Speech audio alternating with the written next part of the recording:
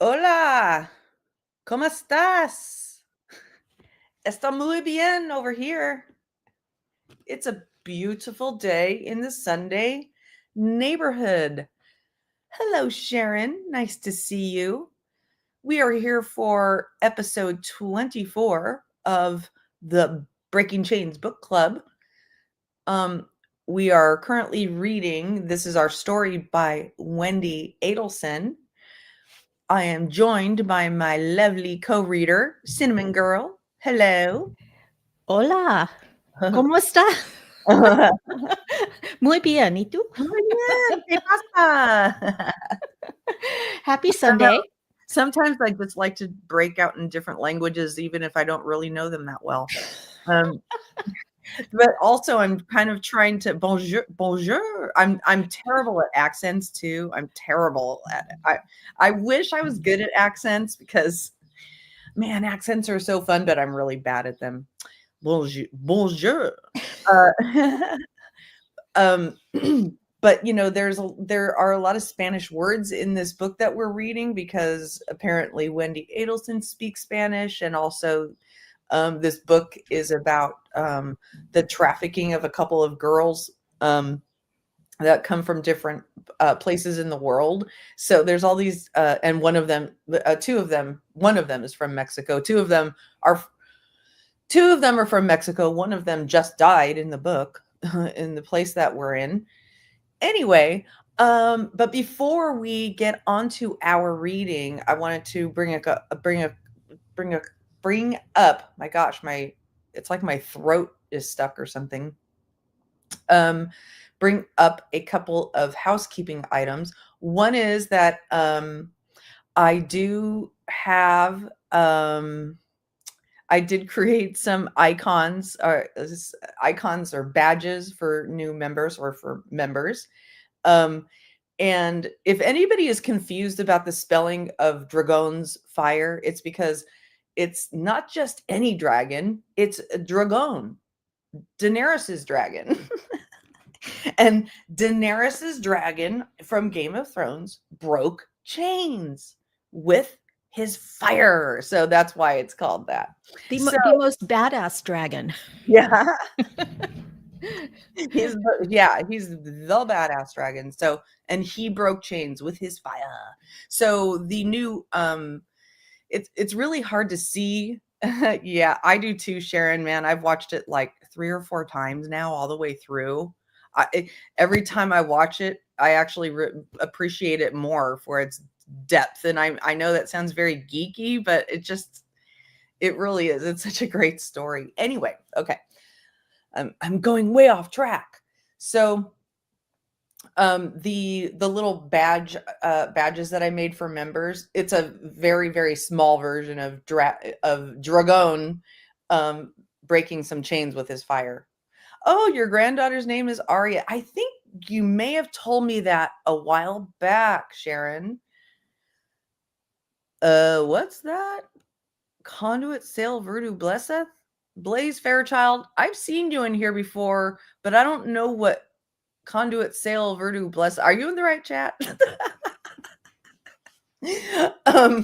Anyway, so there is that. Also, what was the other housekeeping thing? Oh, I now have Nightbot connected to my chat. So if Nightbot acts up in any bad way, let me know. But Nightbot is basically a mod for me that just reminds people to hit the thumbs up and drops links at various times. So let me know if Nightbot acts up in any peculiar way. It did yesterday when I went live at the beginning and I had to disable parts of it. I think I'm going to delete this comment because I don't know what it means. I don't know. Anyway, the one thing also I wanted to bring up is that we are in the middle of Lori Vallow's trial. Have you been watching it, Cinnamon? Oh, yes. Yeah. Yes. I've been watching that, all of the reactions from various creators. Oh, it's Icelandic from our friend Fairchild here. Oh, I'm so sorry, Blaze. I didn't know what it was. Thank you for explaining, but Oh, that's I just cool. wasn't sure. I just wasn't sure. Come happy, leave blood. You can type it in again if you want, and I won't delete it. I feel bad now because I did recognize your name. Hey, Pinky. We haven't started reading yet, so you have time. That's really cool, Blaze. Sorry for deleting the comment. I just Super cool. maybe Yeah. we're in the wrong chat. I'd never seen that language before. Iceland's on my bucket list. So yeah, I'll get there Oh, someday. Yes. So I have been watching everything about Lori, oh, and it is something. There did are so many twists and turns, and it's just been outrageous yeah, and heartbreaking. And the witnesses that were on this week were really Kay Woodcock and also her brother. yeah. Those were really hard to watch, but boy, you can really tell the animosity, the hate, just they're finally being able to, at least speak their truth. You And you can taste you the can taste bitterness it. in the room from Yeah. the computer. Like you're just sitting there looking, and you can taste the sweaty like contempt that everybody Yes. has for each other, as especially as she, and who could blame them, Oh, right? who could blame them? And you just want to reach through the screen and, slap her.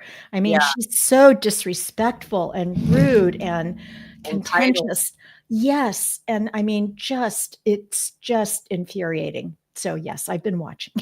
completely. Now Colby, her son, just finished this quick live. Did you watch this? I watched part of it. I didn't watch the whole thing. Did you watch it? Yeah, I didn't watch the whole thing because I was preparing for this, but so it was just so it was so fitting, this entire story, because basically in this live, he's telling the story about how his wedding was completely sabotaged by, or Lori tried to sabotage his wedding many times because she made it clear that he was not happy. He was marrying Kelsey, and of course she probably wouldn't have been happy with him marrying anybody. But I think it might have been because she was an LDS. I think I'm Mm. not, I'm not sure about that, but anyway, that was the reason given, at least, that she was an LDS. So, hey, Justice Jane. So, um, the wedding was at her and Charles's house, and they had a backyard wedding, and she and Tylee was supposed to be there at a certain time for the for the professional photographer to show up to do pictures, and she was a teenager, right? So she wasn't she when you're a teenager, the parent is supposed to keep the teenager on schedule, right? It Right. the parent It's the parent's job to make sure that the teenager is where they are supposed to be, even if the teenager has independence. It's your job to make sure the teenager is where they're supposed to be. Well, Tylee wasn't there for pictures, and so now there's a rumor that Tylee wasn't at the wedding. And so he was addressing that, and he showed these pictures from the wedding that actually really kind of teared me up because Oh, and there she is in the front yes, row. that's Yeah. her. Yeah. So, here, I'll just show this really quick portion of it where he's showing the pictures. Holding That's my Tylee. cousin. Okay. There's Charles. There's JJ. That's my family. So look, I mean, just go back to that picture. These people, this person, and this little person right here, all murdered by Lori, his family. I mean, Wow. that's just freaking That's insane. chilling. It's chilling. Absolutely chilling. And Lori really did try to sabotage this wedding because she wasn't happy about who he was marrying, or at least that was her excuse, right? And And now apparently somehow rumors are starting that Tylee wasn't at the wedding because she wasn't in the pictures because Lori didn't have her there at the right time. She let Tylee go skiing. And oh my, it was just I mean, a complete mess. I mean, Lori is just an absolute chaotic, toxic, poisonous snake. And I just and you have to, I always think about this, you know, people all around the world have toxic people in their family like Lori, but you never know when they're actually how far they are willing to go. How many toxic people are willing to go as far as Lori? You know, and how do you gauge that? How are you able to gauge how far a person is willing to go? How could these people have known that this person who just is constantly causing drama and chaos in their life, how could they have known that she would end up hooking up with a cult leader and creating this diabolical plan to kill their family? How could they have known that? That's what just blows me away. And why it's so, I feel it's so important for people to understand what to look for, not to wrongfully accuse people of being murderers if they're toxic, not that, but just to know what to look for and to like steer clear of, you know? Right. And it occurs to me that she left hints along the way. I mean, when she started talking about her husband being possessed by Ned, I think was the name of the demon that she was, naming the demon that Charles had.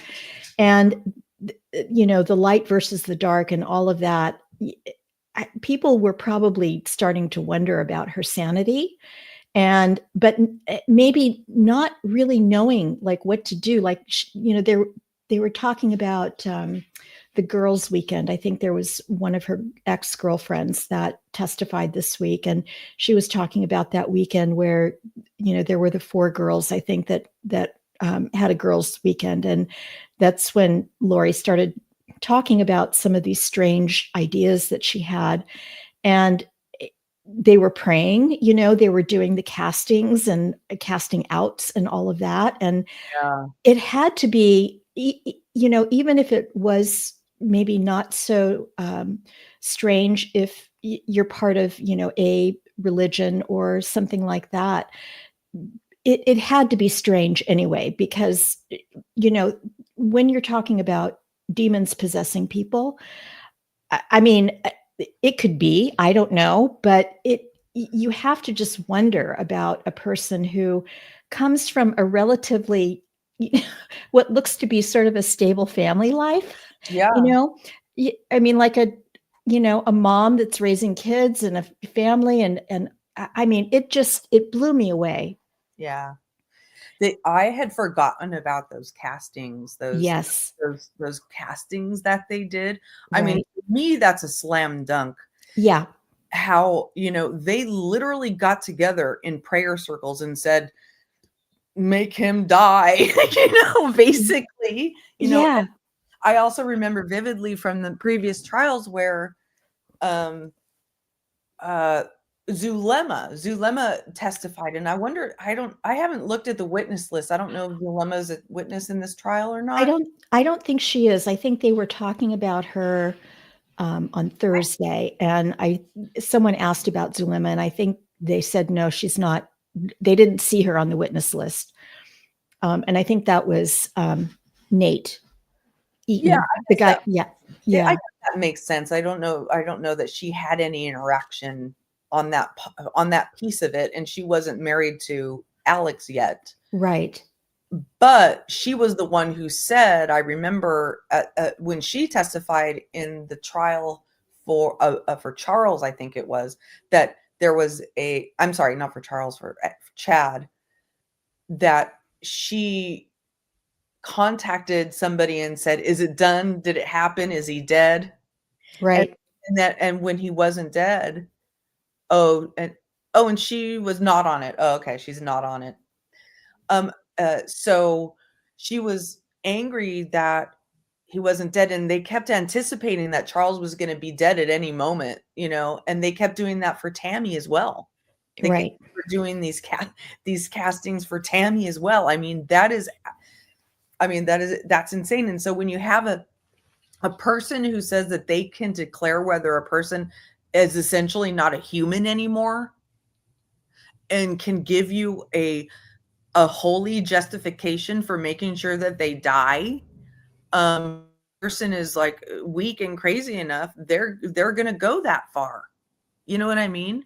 Right. So, and that's what happened. But let's keep watching the pictures. There's a few more. My cousin. Okay. There's Charles. There's JJ. That's my family. There's Tylee again, sitting front row with my family. Obviously, this is just a backshot, but this is just another picture of our ceremony. And somehow, some way, how do I zoom in on this? Tylee's right here. That's my wedding. I don't know how else to put it. So there you go. Tylee was at the wedding.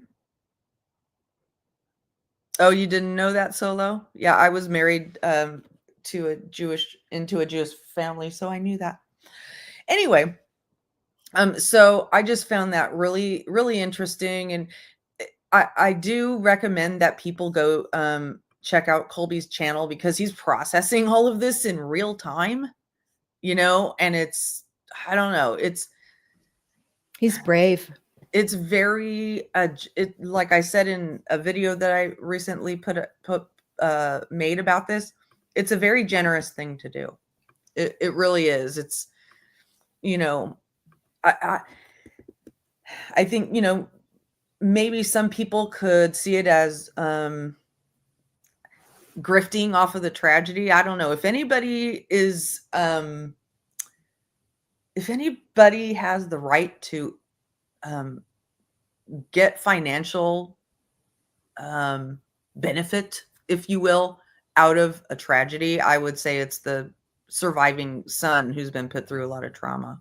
But anyway, was Adam and his sons? No, so Adam was not at the wedding. He did confirm later in this video, Justice Jane, that Adam was not at the wedding. He was invited, but he was not offended that Adam couldn't come to the wedding.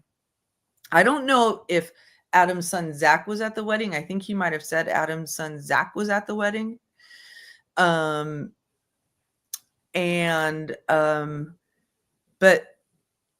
Colby said that he didn't understand why Lori even tried to make a thing out of that. She tries to make a thing out of everything, right? So it's just Lori being Lori. Solo, I took world history, world religion courses too, and I remember, and I have lost so many details that I don't blame you. I don't blame you at all. Okay, let's get to the book. So this week I made sure that we're in the right place, just so we wouldn't be like going around. I forgot about that. Oh, and I forgot to thank my two new members, Kathy 4 and KNS. I don't know if they're here right now, but thank you for joining. Oh, one last thing. I did post a members only video because when I was live yesterday, I mentioned a hot mic moment in court that was captured at a court proceeding that wasn't a court proceeding, but it was a hot mic moment after a court proceeding.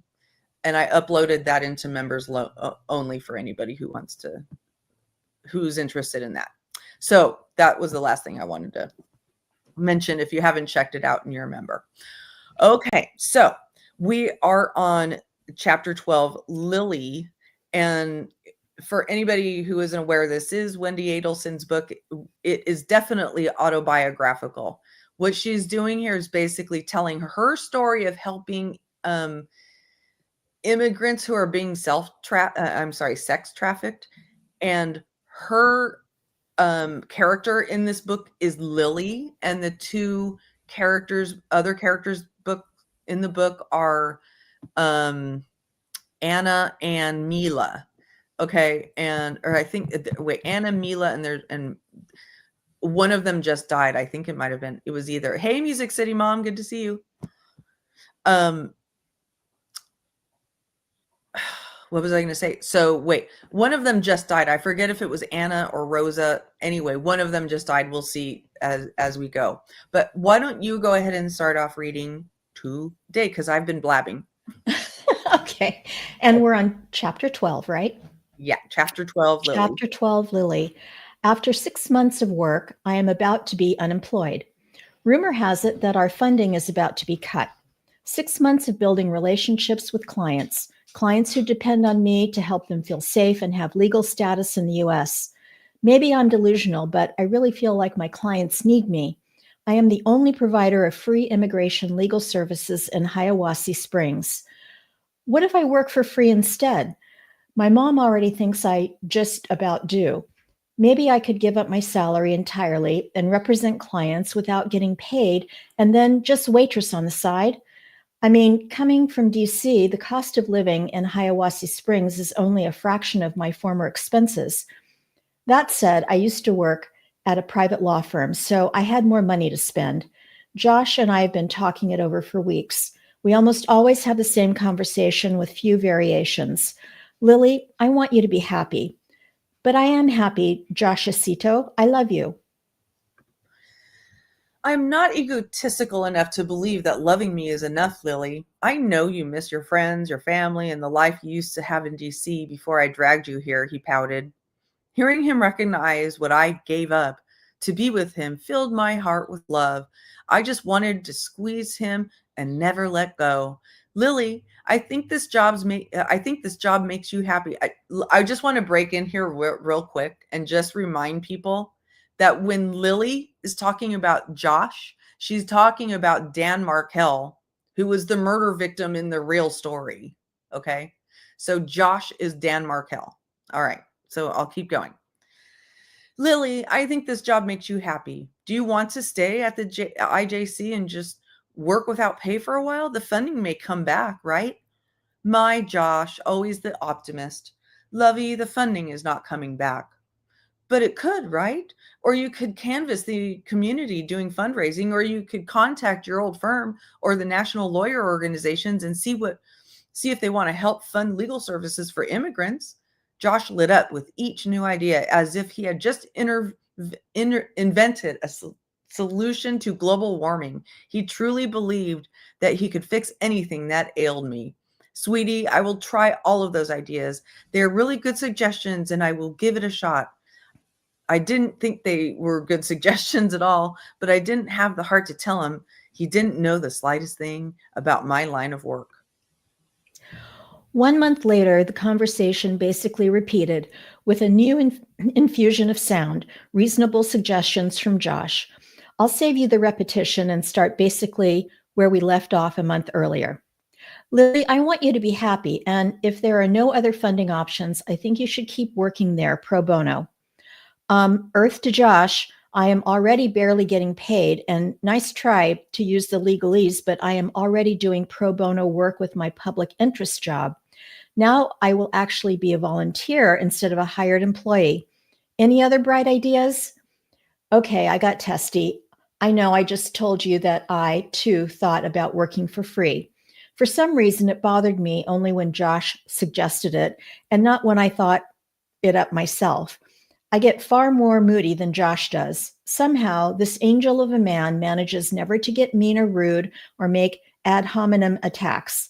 He always means what he says, and especially when it comes to me, he always means well. It's infuriating. Lily, I just think, Joshua, I interrupted, and he never gets mad when I interrupt. I will follow through with my current clients as far as I can, but I won't take on any new ones. The IJC can pay my salary for the next 2 months, and then I will start looking for another job. He looked sad. Joshua, the poet, the English professor, is a contemplative soul. He feels tension more sensitively and acutely than the rest of the population. He furrowed his brow and nudged around a few magazines that he had left strewn across the dusty pine floors with his naked foot. I'm afraid, Lily, that if you don't like your job, you'll start feeling unhappy here, and then you'll be unhappy with me. I can't lose you. You're my everything. He choked a bit. on the last few words and then became very quiet and looked down at the floor. I can't really promise not to be unhappy. I wanted to, but I didn't because I mean, you can say the words, you can even really mean them, but when they come out of your face, but it's an impossible promise to keep. Wait, I don't think I read that right. Let me start that over. I'm sorry. I can't really promise not to be unhappy.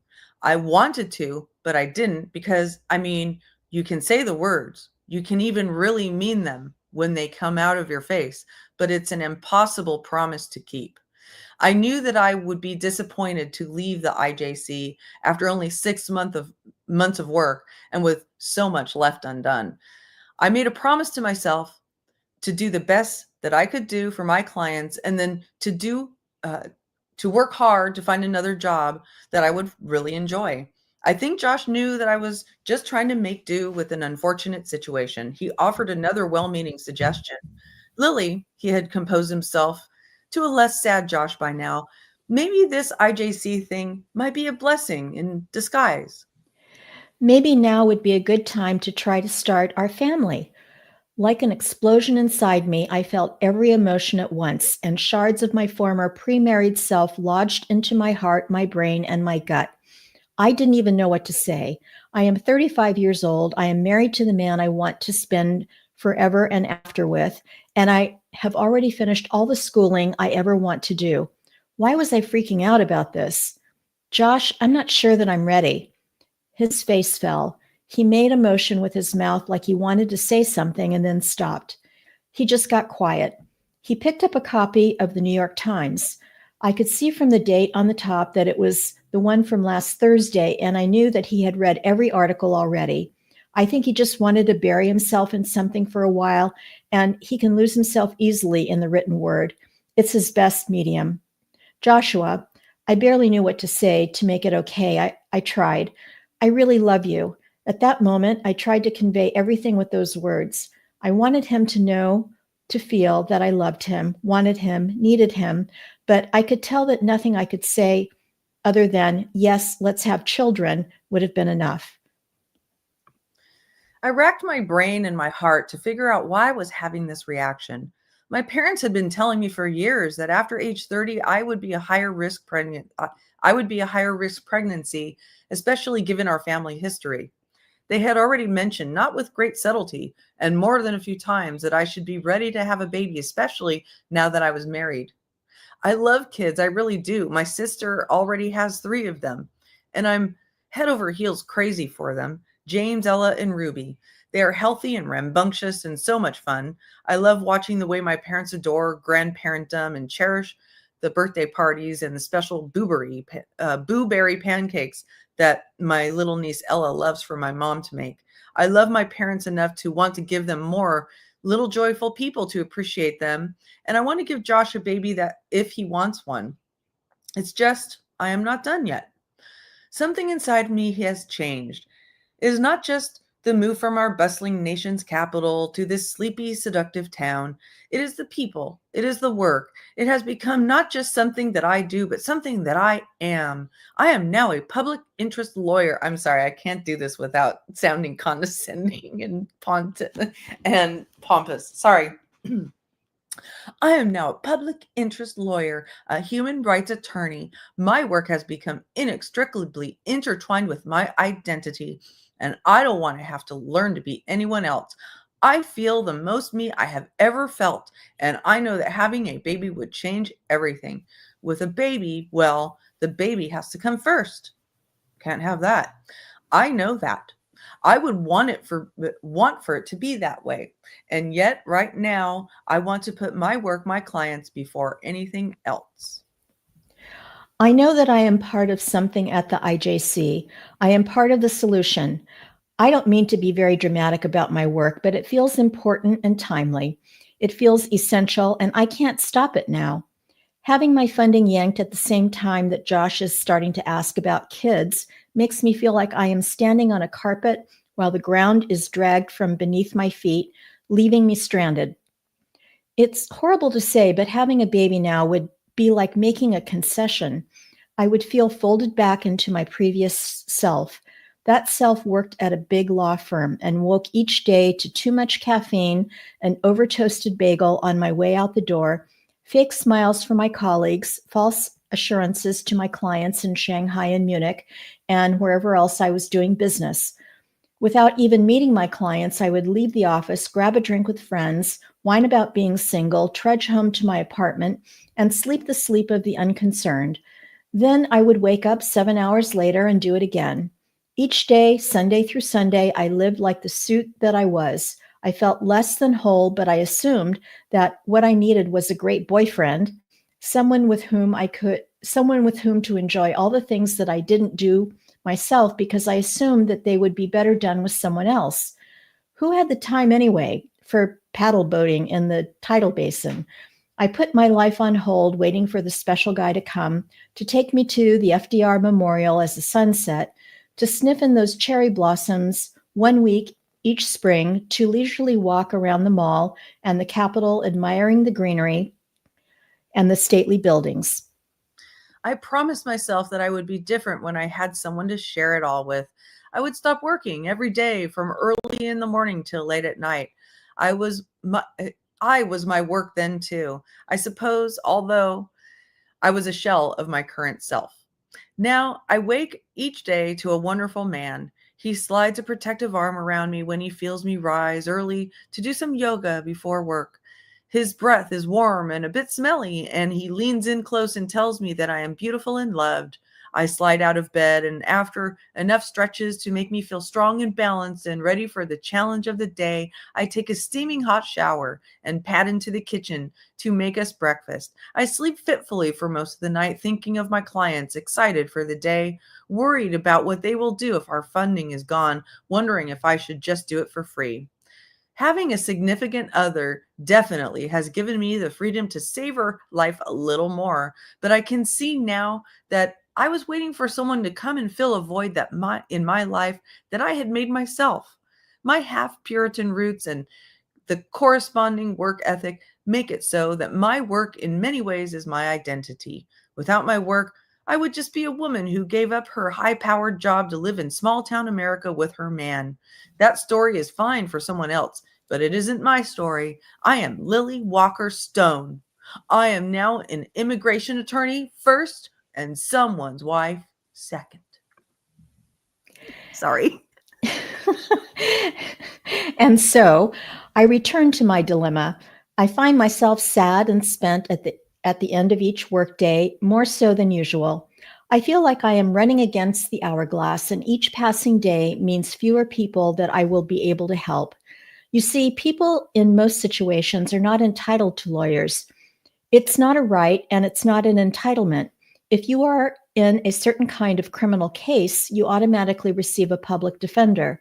If not, you can fend for yourself. So if you are a woman whose husband met you in Mexico and brought you to the US to marry you, and you think you are in love and loved in return, then one day that man decides that he can treat you as he pleases, and he begins to hit you hard all the time because it has been 3 years already and you have not given him a son. And he tells you that if you report the abuse to the police, that he will deport you and your family in Mexico will be ashamed of you. It is a bit overwhelming, to say the least. Holy cow. The US Congress has decided that you have the right to petition for your own immigration status, so that this abusive man cannot hold the fact that you are not yet legally here in the US over your head. The only catch is that you need to know about this right, and you really need an attorney to help you through the process. And what if you live near Hiawassee Springs and you spend all day working in the fields? One season it is tomatoes, another oranges, and the days pass slowly. You are exhausted, working outside in the endless heat and humidity without time to catch your breath and to seek legal advice, even though your friend from the fields knows about the IJC and knows that there is an attorney, Lily, to help you with your immigration papers. It's not like you can afford to have your own car and your husband picks you up and drops you off at work. And between work and his abusive quote unquote love and the house you must keep tidy to avoid another beating. There just isn't time to think past today. It's hard enough for this woman to find a way to my office so that together we can end the cycle of abuse and she can make a fresh start for herself in the US. Who will she turn to when I am no longer there? I can't quit. I just can't do it. The needs of this migrant community are too large and too invisible. I don't want to work for free either. I will just have to find a way to stay connected to this commitment I feel to my clients and their needs. I will find a way because I have the education and the means to do it. I will find a way first and foremost, and starting a family will have to wait until I am finished, whatever that may be. Okay, I'm sorry, I got to stop here for a second. Maybe it's me. You know, I have a bias against Wendi Adelson already. You know, because of her testimony, because of her possible link to this family gang unit who put out a hit on her ex-husband, you know. But the way she's portraying herself, her hero's journey in this book is just so fucking pretentious. Right? You know, she's like, I have this man who loves me and oh, he's just so sweet. And she talks about him so condescendingly, you know, like he's this little boy. Now, don't get me wrong. I could picture myself writing a similar book to this like 20 years ago. You know what? And sounding very much like this. Like, oh, I'm so tied to my work, but I have this man in this family that I love. You know what I mean? I could picture sounding just as arrogant and belittling and sort of bigoted, because she I also am not loving the way she's depicting the immigrant community either. You know, she's almost like separating herself from them. And I understand that she's trying to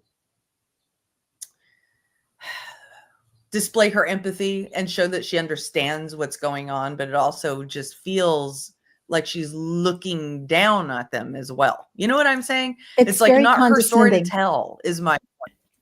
Right. Yeah. Agree. Blaze says her mom said on her TV interview they were asking something about Lori and weddings. Oh, okay. I think that's talking about the. She's very self-righteous, and she's Lori's parents didn't. Sorry, that's a whole other conversation we were having in chat about how. Oh, yeah. Lori's parents didn't go to her weddings. I didn't know that.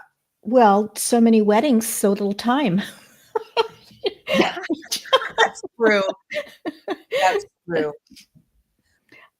Big Girl for Life. Let me look that up really quickly. I don't know. Let me just see if there's a number for that. One moment.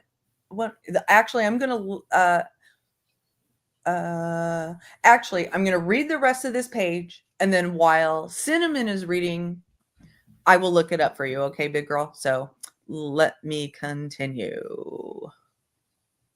All right. Chapter 13, Rosa. Miami, Florida, September 22, 2005. Querida Diary. I have been scared to write for a while because I don't want Martin or the Cuencas to find my diary and beat me again. I know now that they are capable of bad things, and I'm scared. I'm scared every day. Still, if I don't write, they will have taken. So I'm right. Anna is the one that died, and this is Rosa, the one that didn't die. Okay. I am scared every day. Still, if I don't write, they will have taken every last thing from me, and then I don't think that I could go on living anymore. It has been a little more than 3 months since Anna died. When I woke and she was gone, I didn't know if I would be able to get up. I saw dark red blood spilled into a lopsided oval stain underneath Anna. What had Martin done to her? Did he try to get rid of the baby? I held her cold body, felt the bulge in her abdomen, and said goodbye to Anna and to the baby that she would never have. Something inside me died that day along with Anna. I laid there with her, sobbing, wanting to die along with her when Senora Cuenca bolted in. Get up, you lazy girls, I remember her yelling at us. She shook Anna violently as if to wake her from death. Even Senora Cuenca, who I no longer think so highly of, gasped in horror when she saw Anna's exposed stomach and felt for her departed pulse, realizing that Anna was not only pregnant, but also dead. Jorge, she called. Ven aquí, ahora. Come here now, she said to Senor Cuenca. He came into the room, his mouth gaped open in shock, and then looked to me. This is not a holiday, Rosa. Get dressed and start making the coffee for Martin. He will take you to work today. But what about Anna? I glanced down toward Anna's body, lifeless on the stained rust-colored carpet. I didn't want to leave Anna with the Cuencas. I didn't know what they would do with her. I didn't trust them anymore. Senor Cuenca responded by hitting me in the face, turning me around and kicking me in my backside. Get out of here now, he growled, or you will make me very sorry that we opened our home to you to Indias. I went, insulted, scared, and dreading the car ride alone with Martin. I tarried over my tasks as long as reasonably possible. Not only did I think Martin was disgusting for the things he had done to Anna, but he was genuinely dangerous. I didn't want him near me. Let's go, Fea, Martin called me ugly and turned me about the shoulder, dragging me towards the car to leave for work. The drive to work was only a few minutes, but it felt like hours. As soon as we were alone in the car, he thrust his hands into my private area and he spit these words at me. Fea, we own you now. You will do as I say, or what happened to your little whore friend will happen to you too. You say one word about Anna to anyone and I will fuck you and kill you tonight and leave you for dead. We parked and I got out of the car with Martin and we went into the restaurant for work. I felt numb. I felt scared. I felt like Jujui was another life, like another universe I used to be part of. I felt dead, and I felt ashamed that Martin had touched me. I stumbled through that day, accidentally slicing into the side of my hand when cutting vegetables. It hurt and it bled a lot, but I didn't seek help or pity because I knew none was coming. At the end of the day, Martin drove me home, and he said more bad things about Anna. He tried to make it sound like she deserved to be dead. I tried my best to tune him out. Instead, I imagined what Mommy and Maria and I would be doing at 9 p.m. on any random Thursday. I thought about the three of us doing chores at home, making our home clean and nice. The images got me through the car ride home and lasted until I walked into our room and saw that Anna's sleeping bag was gone. It was just me now. Diary, I still don't know where the Cuencas took Anna's body. In our culture, it is sacrilegious to bury someone without ceremony. Their soul will live in endless turmoil. I worry about Anna and her soul. I am angry now. I never used to be an angry person, even when Poppy died. I was sad then, but now I am sad and angry, and I may get to a point where I cannot take this anymore, and I'll just explode into a million pieces, scattering myself across the Cuenca's carpet like shattered glass. I feel like I need to tell someone what has been happening here, happening to me, or I will die myself. I am desperately frightened, and I write to you so that there will be a record of me so that people besides Mommy and Maria will know that I was a girl who came to America and that I existed and that I had a friend named Anna and that she is gone. I need them to know that I am completely alone now. Senora Cuenca let me call Mommy last week. We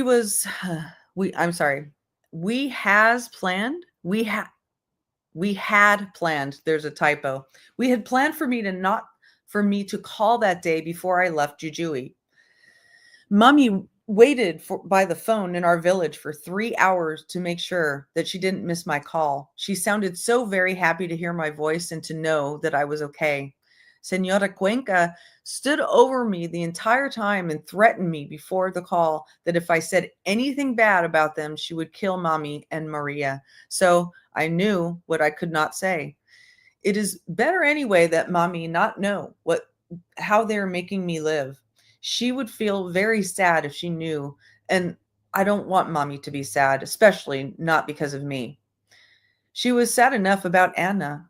Anna's parents had died when she was a little girl, and she was being raised by her grandparents. They were religious people, believing in spirits and the devil and all that, as well as in Jesus Christ after the missionaries came. Senora Cuenca had lied to Anna's grandparents and told them that Anna was in a very bad car accident and that she had wrecked their car and hadn't pulled through, even though Senora Cuenca stayed at her bedside in the hospital for 3 days and didn't sleep day or night. I'll give it to Senora Cuenca. She certainly is creative in her cruelty. Anyway, Mommy said that Anna's grandparents believed that the same devil that took their daughter away came and took their granddaughter Anna, and that they are very unlucky people. Senora Cuenca told them that Anna's hospital bills were very high, and so Anna's grandparents are now trying to send the Cuencas money to pay for Anna's debt. I want to tell them that the Cuencas are murderers and liars, but I am left to scream inside my head. Maybe one day others will know, but not today. For the next few weeks after Anna died, I thought many times about approaching the Cuencas about when I would be starting school. You may have thought that after Anna died and her body disappeared, that I would have buried my dreams along with her. I didn't. I wanted so much to believe that my going to school was not a lie like everything else. I remember the last time that I tried to ask the Cuencas about school. It was a Sunday, and we were about to head to church, and I was feeling hopeful that maybe the Cuencas would make good on their promise. I could hear all the Cuencas in the showers as I tried to clean up the best that I could for Misa, the Sunday Mass. Sunday had easily become my favorite day of the week, the only day that showed any distinction between one day and the next. I would wake at 5 a.m. and begin to clean the house as quietly as I could so as not to upset or anger the Cuencas. At around 9 or 10, they would wake, enter the kitchen, and demand breakfast, which I would make, serve, and clean up until around noon. They would then begin to shower and get ready for the Misa. The house has 2 showers, one in Senor and Senora Cuenca's bathroom and one in Martin's. In the first week or so, I took a shower in Martin's shower whenever I had the chance, whenever he wasn't busy looking at himself for hours in the bathroom. Now things are different. I'm only permitted to use the shower twice a week, and the Cuencas say that my 15-minute shower was costing them too much money, so they shut off the hot water before I go to take my shower. I can only bear a few minutes in the chilly water before I need to come out. I miss the days of showering in Jujuy. During the summers, we showered right as the sun would set so that the warmth of the day would be at its peak, and there was always about 10 minutes of warm, delicious water before the cool night set in. Lately, Senora Cuenca always finds something wrong with whatever I'm doing. Either there's a spot on the mirror that I cleaned, or the floor has some dust, or the covers on the bed should be tucked more tightly into the edges. I try my best to please them, but I'm always wrong. They find ways to punish me. They forbid me from showering and tell me that I'm ugly and an animal, and that I should shower in the backyard like my people do. I once tried to tell them as nicely as I could, even though the anger rose up inside me and gripped a tight fist around my heart. My people did not shower out in plain view without any clothes on, but Senora Cuenca hit me in the face so hard that my cheek was swollen and purple for a week. I bit back the pain and didn't cry. I didn't want to give her the satisfaction. I thought instead about Anna. Sometimes I see her face when things get really hard here. I think of her and I see her looking like the Anna I knew before, always with a joke and a smile. Sometimes I see her looking like she did at the end, sad and defeated. I see her here all the time. Anyway, we were getting ready to go to the church. I was dressed and dusting the living room, and Martin was still in his shower and Senora Cuenca in hers. Senora Cuenca emerged looking clean and well-mannered and ready to kneel before God. I thought it might be the perfect time to talk to him about my starting school here. I walked over to him as he sat on the worn, faded brown sofa and flipped the channels on the large color television. I began, head cowed, and meekly asked, Senor Cuenca? What now? He responded distractedly without even turning his head from the variety show on Telemundo. He laughed at the fat man and the skinny woman telling jokes on the screen. I mustered my courage and began, I would very much like to go to school here. I was a good student in Argentina, and I would like to continue my studies and be a writer or a teach. He cut me off, and without taking his eyes off the screen, grabbed me by my hair and pulled my head down into his lap. He spat into my face. Sucia, you and your dirty little friend have cost us more money and caused more trouble than you can imagine. You will stay and you will work, and that will teach you more than school could. You will do as I say, and that is the end of this school nonsense. And it was. Goodbye, diary, Rosa. Okay, I'm going to stop right here and make a couple comments. So I'm not sure if these are the actual stories of people that Wendi Adelson helped. It sounds like kind of she might have taken various stories and, made a like put them into a few characters. But I believe that these things did happen, do happen, and happen every single freaking day. Every day. Like this is happening as we speak to girls right now. You know what I mean? Absolutely. And I was thinking the same thing. I was wondering, how much fiction is here and how much did she pull from real life. And I agree with you. I mean, even if there's, only a fraction of this that's true, it's still appalling. And it's still so unbelievably, what's the word? I mean, it's disturbing, but the injustice and, they go hidden, right? How do you find these girls? How do you... Exactly, because they're not documented. Because they're not documented, right? Exactly. They get told a lie by, some scammer. And you can see how it happens so easily, right? Yeah. It's really, really heartbreaking. So I just wanted to make that quick comment before we keep going. Justice Jane says, I believe that happens too, where I think, why not run? I don't know. They were chained or handcuffed or any. Well, here's the thing, Justice Jane, they're not getting paid. They're not getting paid. Where would they run? These girls are teenagers. They're 13 and 14. Young teenagers. Very, very young. They were told by these Senora and Senora Cuenca. Yeah, Solo, I totally agree with you and I understand, but I really, really got to ask everybody every week, please keep the politics out of my chat. It just closes people's minds and it gets people off on a tangent. So please, I love you and I understand why you're furious, but please, thank you. But back to, it's okay, Solo, I understand.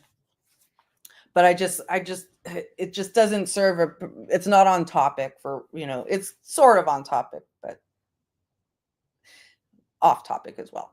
And it just goes in a direction that, it just shoots people off in a completely different direction, But yeah, so here's the thing, Justice Jane, they're 13 and 14. They were told by Senor and Senora Cuenca that they were being brought to the States to go to school. And now they're not being paid. They're being made into literal slaves. They are being and one of them was impregnated and killed. And this is all after being basically, what's the word I'm looking for? Coerced and seduced by these people. Seduced. So I understand, why not run? Like, why? But now you're in a completely strange land. You don't speak the language. They're probably not teaching them to speak English at all because they want to keep them captured. And there may be other elements in here that I'm not remembering that well, remember also that the promise was that they would be able to make money, and it would be more money than their family, could ever dream of, right? And they would be able to send money back home, and of course, none of that ever happened because they said, "Well, you owe us all of this," right? Oh, look at Whoa! that. What was that? Oh dear. Well, the username is Smoking Molly Collie.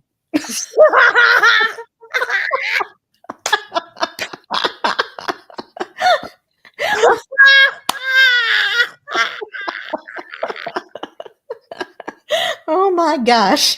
Good try. Good try. It was funny, man. I'm sorry. Oh my God. Oh my God. That was Yeah, talk about off topic. Excuse me, Smoking Molly Collie, but can you please keep things on topic? Talking about those things really gets people shooting off in a different direction. Shooting, no pun intended. Big girl for life. It was a really disgusting comment about swallowing men's juices, things like that. It was disgusting. Oh my God. But it was funny too, because I accidentally put it up on the screen.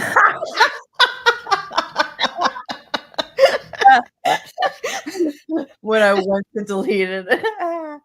Oh my gosh. That was funny. They spammed the chat for a minute. That was really funny. Okay. So funny. I'm sorry.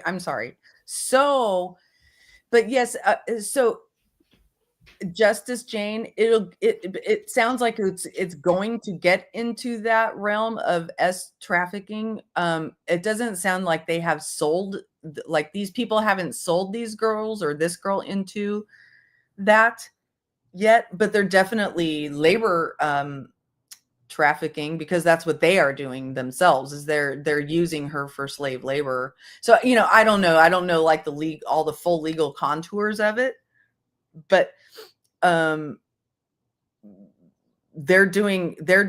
basically labor trafficking. Labor trafficking is basically slavery. So I hope that makes sense.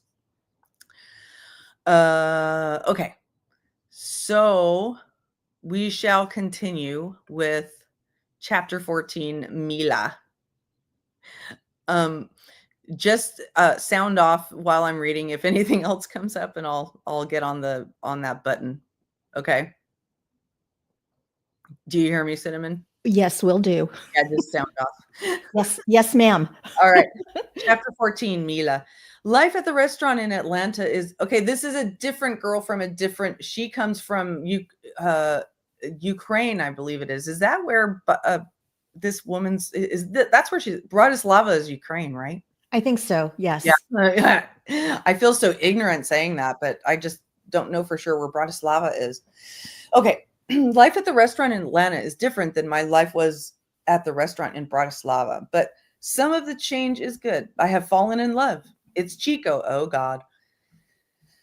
It's Chico. He makes me feel like a real woman. Merrick, poor Merrick, is a thing of the past now, just like I knew he would be. Each night after work, instead of cramming into that dreadful overpacked apartment above Hunan with all the other workers, which I can admit now was a pretty awful apartment, even though I was trying to be upbeat and positive about the situation, I go home with Chico. He is nice to me, gives me chocolates and dinner, and we sleep together, and it's good. The only bad thing about the situation is that Jose, his brother, is a big idiot. I wish Chico and I could have the place to ourselves. I pretend to like Jose, but it's not an easy acting job, even for someone as talented as me. One morning, after I spent the night in Chico's bed, Chico left extra early in the morning to receive a shipment of pork products from the warehouse. While I was sleeping, Jose crawled into his brother's bed with me, pinned me down, and tried to make me have sex with him. I refused, of course. Come on, Mila. I know you want me, he breathed into my ear with his foul-smelling idiot breath. I don't, I said, and meant it. Now get off me or I'll tell Chico. He laughed at me and pinned my arms harder against the bed while he used his knees to spread open my legs. I was sleeping in nothing but one of Chico's t-shirts, and I felt vulnerable and scared.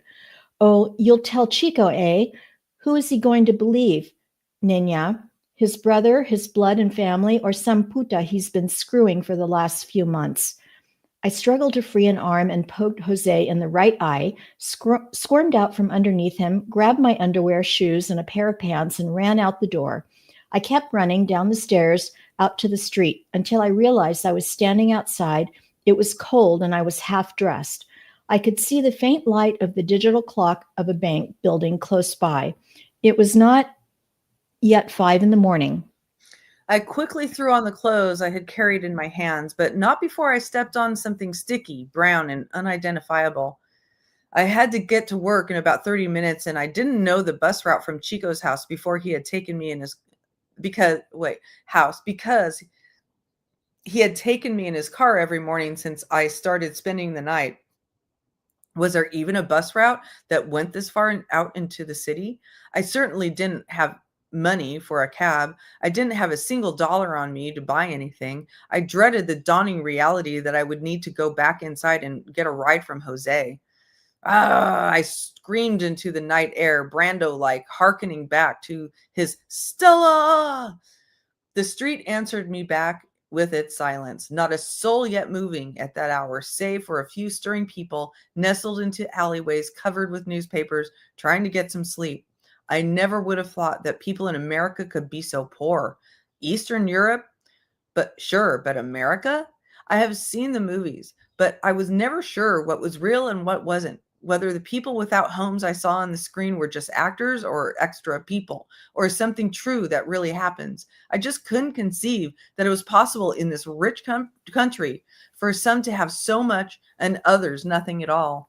I stood feet in the sticky, warm mess and thought about poor people in America for as long as I could imagine before I turned my head back into the reality waiting for me on the fourth floor. I felt like I had grown an actual tail that was tucked and hanging between my legs, bruised in the places where Jose had tried to force me to be his. Chico kept promising to make a key to his place, but he hadn't yet, and I was locked out of the apartment I didn't even want to enter.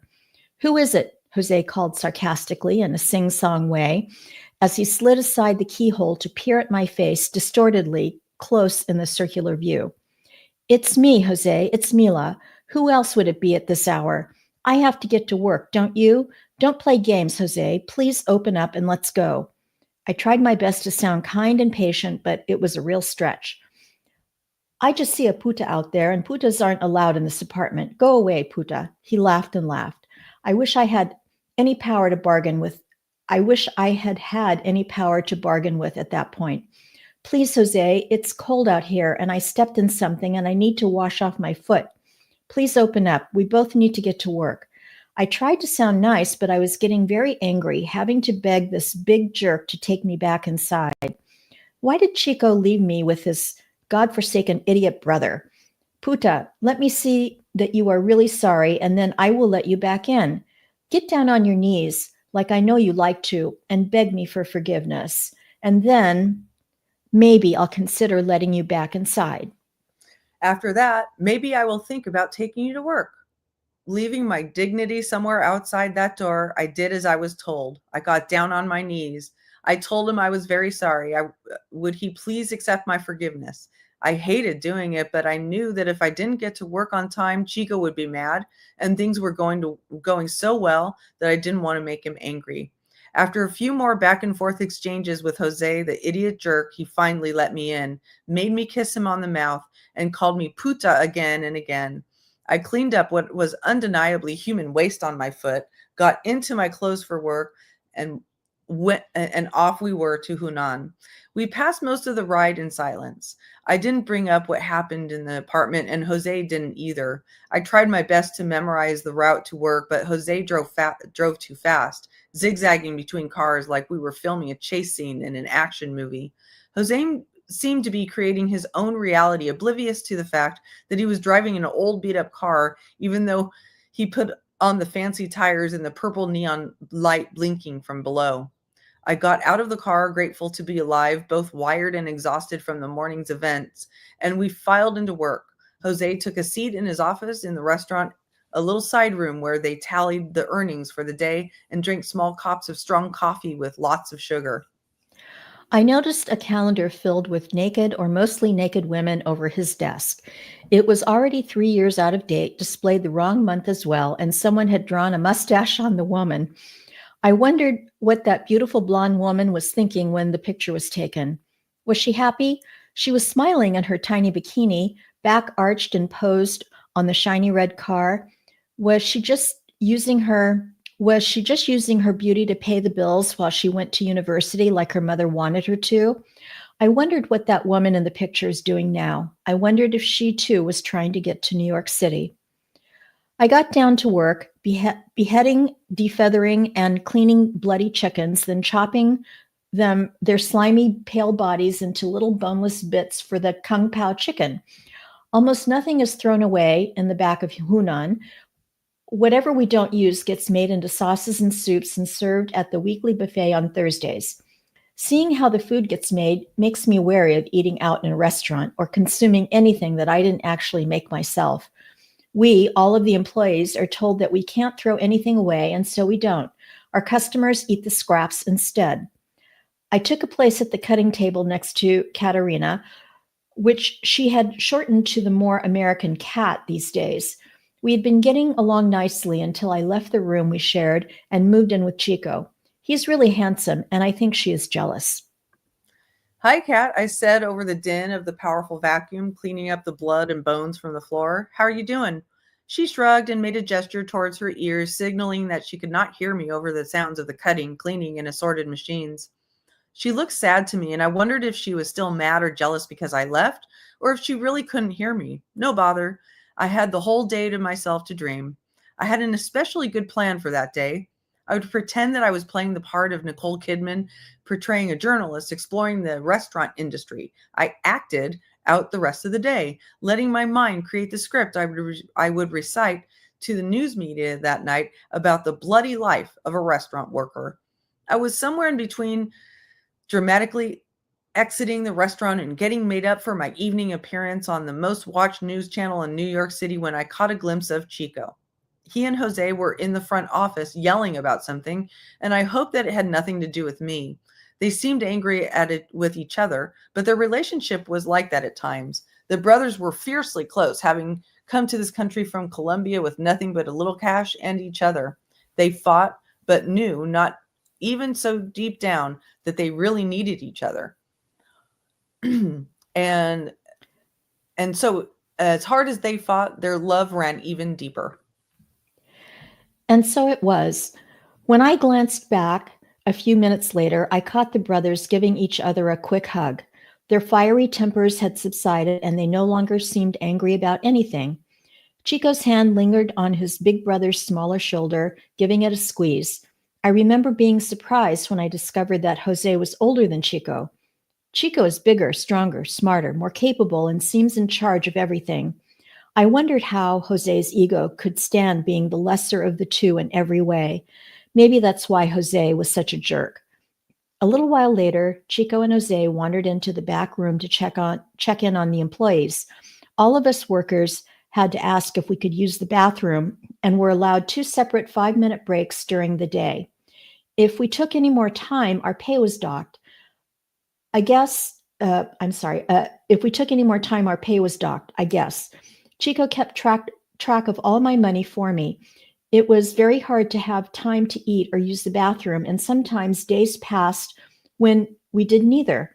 For me, though, things had definitely been more pleasant since I became Chico's girl. Most days, at some point during the day, Chico would take me into the closet where we kept the mop and the cleaning supplies, lock the door, push me up against the wall, and have his way with me. I didn't mind at all. He is a strong Latin man, and he has a big sexual appetite. I loved him and wanted to keep him happy with me. Also, he didn't deduct the time we spent in the closet from the other breaks that I was allowed, which was nice, especially when Chico brought me some candy or chocolates into the closet. So it was like I got some food and a break, and I still had more free time later to use the bathroom. I noticed though that when I came back to work after closet time with Chico, that the other employees didn't like talking to me. They weren't mean exactly, but cold, distant. They started to act like they never had seen me before, like we didn't know each other, like we didn't work alongside each other every single day. Whatever.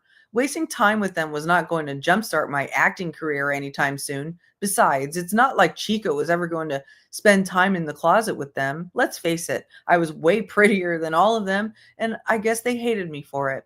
I caught a glimpse of Chico's muscular torso out of the corner of my eye.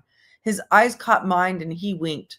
The dimple on his right cheek pronounced and beautiful. He was so hot. I didn't really want to leave him anytime soon. I made a mental note to talk to him about my later about my visa. I had been in America 5 months already, and I knew that one more month with Chico would not be enough. I needed more time with him. I needed more time to make the kind of money I needed to get to New York and to send to my mother so that she knew I was doing well. I needed to extend my visa. The rest of the day and most of the evening passed uneventfully.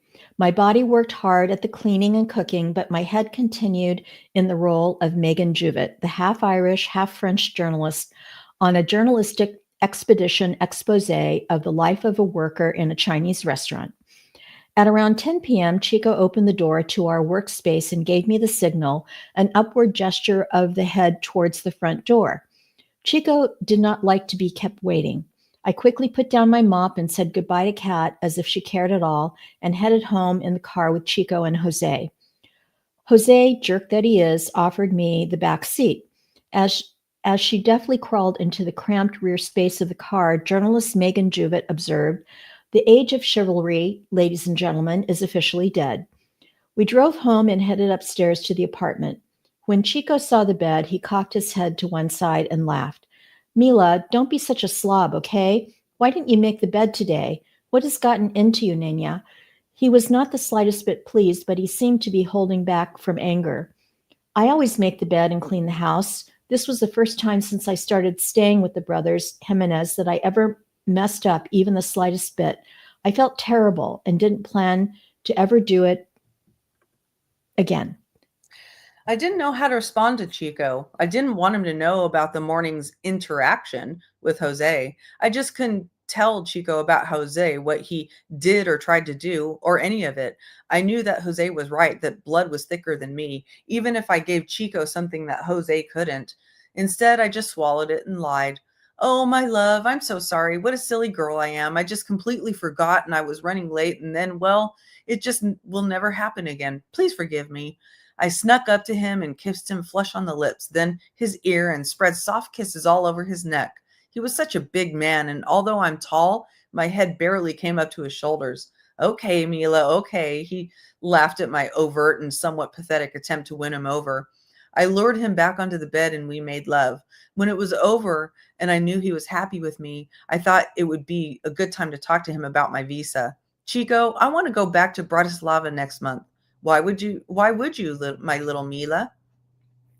"Well, Chico, my visa is up next month and then I have to go. It makes me really sad because I need to get to New York City still, and my friends will have finished high school and forgotten me, and I haven't even had a chance to pay back all the money I owe or to get out of Atlanta or..."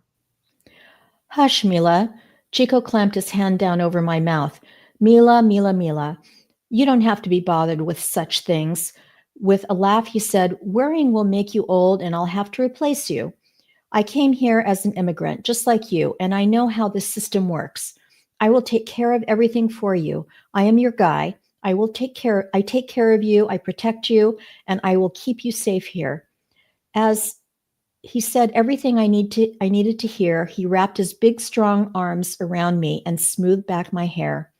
"Thank you, thank you, thank you, Chico." I punctuated each thank you with a fiercely loud smack of a kiss.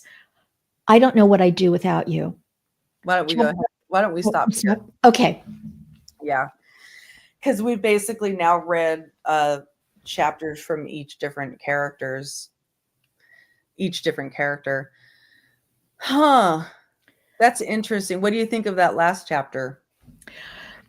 Well, I'm not sure what to think. It's, I mean, there's parts of it that are disturbing, but the thing about Mila is that she's at that point where she still thinks there's hope, in a way that is, she's not a great writer. She's in the phase of the trafficking where she thinks that she's in a relationship. Exactly. Yeah.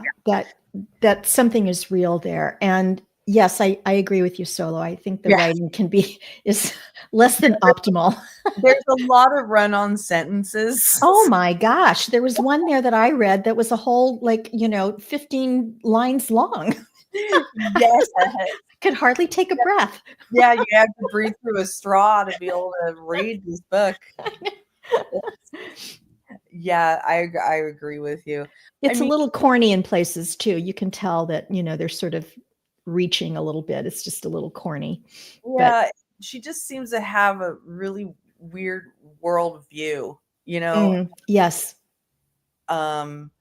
And I think that all these things do happen to women all over the world all the time. She's, the general depiction of how women get lured into trafficking is generally accurate, and then I think the things that she's describing that they do to women in the course of the experience is accurate. It's just that the way she's writing about it is just kind of, like you say, hokey, corny a little bit, almost like she's writing a bit of a children's book in a way. It's kind of weird. Well, why do you think she chose to write the book as a sort of fictional autobiography thing? I mean, do you think that there just wasn't enough interest, or? Well, she said in the foreword that it was Dan who talked her into it. Yeah, but I'm wondering why. I don't know what her real reason for it, but the reasoning for it was to be able to disconnect herself from the real story. You're a little bit more tied to, like, you don't have as much narrative license to tell the full scope of a story when you're trying to do a real biography, or what I'm saying? Yeah, or a real documentation. Right. You can take more liberties. Yeah, you can take more liberties, and in all honesty, like, if you think about it, fast forward to now, what if it was nonfiction? Right. Would definitely be in the trial. I mean, it would have been in several trials by now. Yeah, no kidding. She has but that is the thing. That's the way that people get lured into these situations, is by thinking that they have that somebody has fallen in love with them. They get seduced. They get lured into believing that they're in a relationship. And I'm sorry to say this, but that's how a lot of underage minor relationships work. Like when you see all these stories coming out about, like, female teachers who are getting caught having sex with males in the classroom and stuff like that, they think they're in relationships, and it's really, really, really gross. And so if you you take that small little kernel of truth about, like, people thinking that they are falling in love, and you expand that out to, like, a cult. Yeah, it's kind of like Stockholm syndrome. Like, somebody gets captured, and they get captured emotionally, but then they get held physically, and they have feelings for their captor. I may not be explaining that very well, but yeah, it's super complicated, and it's really a mindfuck, and no wonder people come out of these things, changed forever, and always having to get their mind right. You know what I mean? Right. If they do. Yeah, Hope, if they do. hopefully they do. Justice Jane made a really good point. She said, I can picture Wendi part of this red rum of Dan Markel now. She is bilingual, and 3 of the convicted ones were Spanish speaking. Just an observant moment. Yeah, you don't know. You can't just, as we all know, we can't just say, oh yeah, she spoke Spanish and they were Spanish, so that means it happened. But it's a good, I hadn't made that connection yet. That's a good good observation, good insight. Thank you, big girl for life. Anything else? Any other observations? I don't have any in particular. I'm sort of eager to get on to the next parts here. Yeah. It feels like there's more to come, even though it may be dark. It doesn't move very fast. No, yeah, there is that little bit of like, let's get on with it already. Okay, what's your point, girl? Yeah, exactly. Yeah. I know those of us that come from marketing, right? We're just always about get to the damn point already. Get to the elevator speech, baby. Exactly. Keep it simple. The executive summary. Right. Exactly. Yes. Yeah. Big Girl for Life, when you said that the book is much different than you thought, in what way is it like what Justice Jane said, that it's darker than you thought it would be? Or I don't know if you're still here, but if you're in the chat and you want to say how it's different than you thought it would be. And I think, I guess it's not different than I thought it would be, because I guess I didn't have many expectations for it. I'm going to be honest. I didn't really think about it that much. Right. To think about whether I had an expectation for it. Does that make sense? It absolutely does. And the one thing I will say is that despite, our criticism of the writing and so forth and all of that, I do think it's just a super important topic for us to drill down into, the whole trafficking thing. I mean, you start reading stories like this and I feel helpless. It's like, what, I know there are organizations and all kinds of people that are, helping to prevent this and crack these trafficking rings. But, at the same time, it's like, oh my gosh, like you say, it's happening every day under our noses. And, but it's such an important thing for us not to overlook and forget. Or turn away from. Yeah. As dark as it can be. Yeah. Big Girl for Life. I agree. I had heard snippets at trial too. And all I remembered from it was that she had, that it painted a very, very dark picture of her view of Tallahassee. Like she just viscerally hates. And that is whenever you just feel her hatred of where she lives in that, in her chapters, in the Lily chapters. She's just, she's trying to make it work, but she's just too important for that place. She's too important. She's too precious for it. Too precious. She's too important. You cannot have rodents in your wall. I'm sorry, but I'm sorry, but DC has plenty of rodents. I mean, Jesus Christ. Right. Anyway. All right. Well, we will leave it there, my dear. And, all right. I do thank you once again for lending your beautiful voice. My pleasure, as always. Thank you, chat, for joining us. And everybody being here. And I'm sharing my links in the chat at the moment, and my QR code is in the corner, just in case anybody wants to contribute in that way. Again, not expected. I just appreciate you all being here. That's all. And yes, we do. Yes, we do. Yes, we do. All right. And I'm surprised you have so much energy after your long live yesterday. Yeah. I did have to recover from it. I bet. I completely logged off for like many hours like after that. So I was a little worried that I would wake up not wanting to go live again, but I'm here. It worked out. Yeah, no, it was both days good. I was, like I said, I'm happy to have, a double dose of Lynn this weekend. So Thank you very much. And thanks for being here, people. all right. All right. Bye. Bye. See y'all later.